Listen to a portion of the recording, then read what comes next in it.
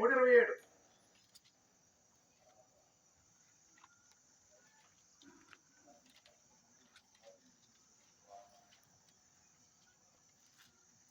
ద్వితీయోపదేశకాండము 33:27.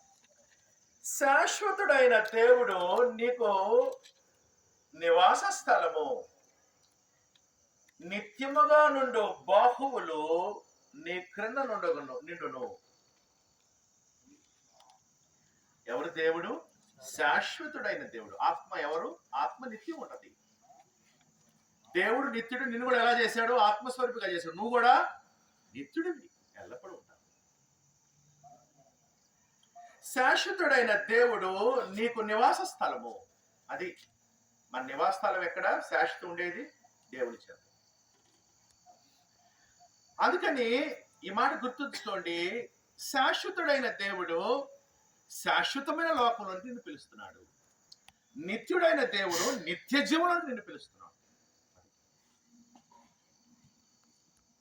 తన పోలికలో తన స్వరూపంలో చేసుకున్నాడు కాబట్టి తనతో నిత్యత్వాన్ని, నిత్య మహిమను, నిత్య జీవాన్ని పొందటానికి యుగాలు ప్రభుత్వం ఉండటానికి పిలుస్తున్నాడు. దేవుడు నిత్యుడగా ఆత్మ. నువ్వు కూడా నిత్యుడు. అందుకే నిత్య జీవం అనే సబ్జెక్ట్ వచ్చింది. నువ్వు